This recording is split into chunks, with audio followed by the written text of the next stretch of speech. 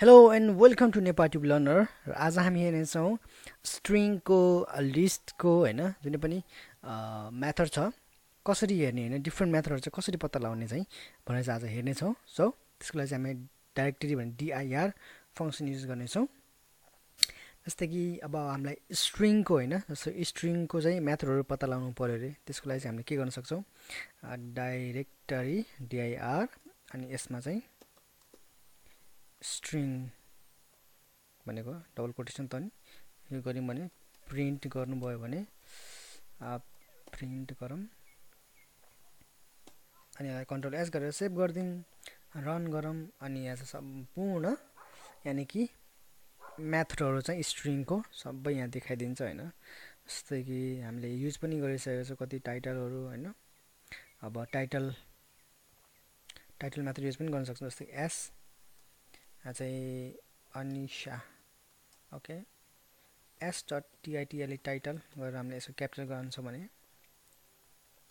Print गरौँ print गर्दिन त्यसलाई कन्ट्रोल एस सो यसलाई चाहिँ एकछिन बन्दै गर्दिम हैन कन्ट्रोल एस अनि शर्ट अनिशा अगाडिको अक्षर चाहिँ लेटर चाहिँ यसले चाहिँ क्याप्चर गरिदिन्छ। सो र यदि तपाईलाई टाइटलले के काम गर्छ भनेर थाहा भएन भने चाहिँ के गर्न सक्नुहुन्छ तपाईले हेल्प लेखेर स्ट्रिङ भनेको चाहिँ double quotation dot title title लेख्नुस् अनि यसलाई प्रिन्ट गरिदिनुस् प्रिन्ट कन्ट्रोल एस रन गर्नुस् अनि यसले चाहिँ भनिन्छ यसो चाहिँ के काम गर्छ लोअर केस के भनेको छ हैन। सो यसरी चाहिँ तपाईले चाहिँ पत्ता लगाउन सक्नुहुन्छ। त्यस्तै गरेर यदि लिस्ट छ भने जस्तै कि लिस्टको मेथडहरु चाहिँ कसरी पत्ता लगाउने भने चाहिँ पक्कै नि स्क्वायर ब्र्याकेट हुन्छ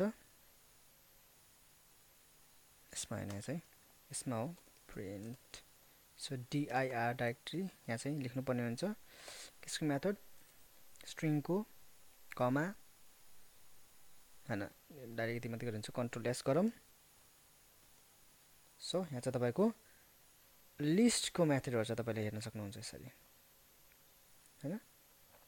हामीले काउन्ट यो इन्डेक्स हामीले युज पनि गरिसकेका छौं जस्तै कि रिमुभ पनि गर्यौं पप मेथड पनि यसरी पनि हामीले गरिसकेको थियौं हैन। सो यसरी नै हामीले चाहिँ डाइरेक्टरी युज गरेर सम्पूर्ण मेथडहरु चाहिँ सबै मेथडहरु चाहिँ हामीले हेर्न सक्छौं हैन। सो आजको लागि भिडियो यति नै। Thank you so much.